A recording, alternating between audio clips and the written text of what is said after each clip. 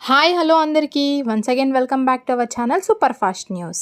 AP రాష్ట్ర ప్రభుత్వం అర్హులైన వారందరికీ త్వరలో ద్విచక్ర వాహనాలు పంపిణీ చేయబోతుంది. అంటే బైక్లు పంపిణీ చేయబోతున్నారు. ఏపీలో ద్విచక్ర వాహనాలు ఎవరెవరికి పంపిణీ చేయబోతున్నారు, దీనికి అర్హతలు ఏంటి, కావాల్సిన ధృవపత్రాలు ఏంటి, దీనికి వయోపరిమితి ఏంటి, ఫీజు ఎంత చెల్లించవలసిన అవసరం ఉంటుంది, ఈ పథకం కింద బైక్లు పూర్తిగా ఉచితంగా ఇస్తారా లేదా దీనికి ఏమైనా అమౌంట్ కట్టవలసి అవసరం ఉంటుందా అనే పూర్తి వివరాలు మనం ఈ వీడియోలో తెలుసుకోబోయే ముందు మీరు కానీ మన ఛానల్ని మొదటిసారిగా చూస్తున్నట్టయితే సబ్స్క్రైబ్ చేసుకోవడం మాత్రం మర్చిపోకండి. అలాగే పక్కనున్న గంట సింబల్ని కూడా ఆన్ చేసుకోండి.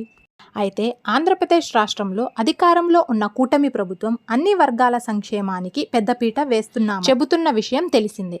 ఎన్నికలకు ముందు హామీ ఇచ్చిన పథకాలను అమలు చేయడానికి ప్రయత్నిస్తున్న కూటమి ప్రభుత్వం త్వరలోనే మరో కొత్త పథకాన్ని ఏపీ ప్రజలకు అందించబడుతుంది. అయితే ఇదే క్రమంలో ఆదరణ 3.0 పథకాన్ని త్వరలోనే ప్రారంభిస్తామని ఆంధ్రప్రదేశ్ రాష్ట్ర మంత్రి సవిత తెలిపారు. అయితే ఈ నేపథ్యంలో విజయవాడలో లచ్చన్న 116వ జయంతి వేడుకల్లో పాల్గొన్న మంత్రి కీలక వ్యాఖ్యలు చేశారు. రాష్ట్రంలో త్వరలో కల్లు గీత కార్మికులకు ద్విచక్ర వాహనాలు ఇస్తామని, కల్లు గీత కార్మికుల కోసం అత్యాధునిక పరికరాలను ఇస్తామని, తాటి ఉత్పత్తుల తయారీ చర్యలు తీసుకుంటామని పేర్కొన్నారు. అయితే గీత కార్మికుల కోసం ప్రభుత్వం అనేక చర్యలు తీసుకుంటుందని పేర్కొన్న మంత్రి రంపచోడవరంలో తాటి ఉత్పత్తుల తయారీ కేంద్రాన్ని ఏర్పాటు చేస్తామని వెల్లడించారు. అలాగే కల్లు గీత కార్మికులకు ఆర్థిక భరోసా కల్పిస్తామని తెలిపారు. ఈ పథకంలో భాగంగా గీత కార్మికులకు ద్విచక్ర వాహనాలను, పరికరాలను 90% సబ్సిడీతో అందిస్తామని, కేవలం 10% మాత్రమే లబ్ధిదారులు చెల్లించవలసిన అవసరం ఉంటుందని తెలిపారు.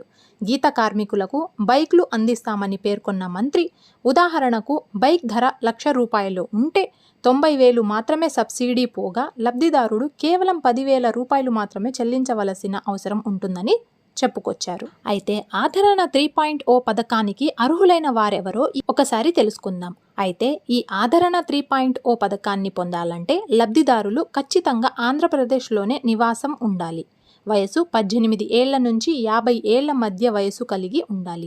బీసీకి చెందిన వారు అయి ఉండాలి అని మంత్రి సవిత పేర్కొన్నారు. ఇక ఇదే సమయంలో మత్స్యకారులు కూడా మంత్రి సవితను కలిసి తమ సమస్యలను చెప్పుకున్నారు. దీంతో వారికి కూడా ఆదరణ 3.0 పథకంలో అవకాశం ఇస్తామని మంత్రి తెలిపారు. రాష్ట్రంలో మత్స్యకారులను అన్ని విధాల అభివృద్ధి చేయడమే సీఎం చంద్రబాబు లక్ష్యమని మంత్రి ఎస్ సవిత తెలిపారు. అయితే మత్స్యకారులకు ఎన్నికల్లో ఇచ్చిన ప్రతి హామీని అమలు చేస్తామని తెలిపారు. ఆదరణ 3.0 పథకం అమలులో కూడా మత్స్యకారులకు ప్రాధాన్యం ఇస్తామని, ఆధునిక పరికరాలు అందజేస్తామని వెల్లడించారు. అయితే దీనికి సంబంధించిన అధికారిక వెబ్సైట్ ఇంకా అందుబాటులోకి రాలేదు. వచ్చిన వెంటనే మీకు ఆ సమాచారాన్ని అందజేస్తాము. Thanks for watching. ఇలాంటి మరెన్నో వీడియోస్ కోసం మన ఛానల్కి అయితే సబ్స్క్రైబ్ అయిపోండి.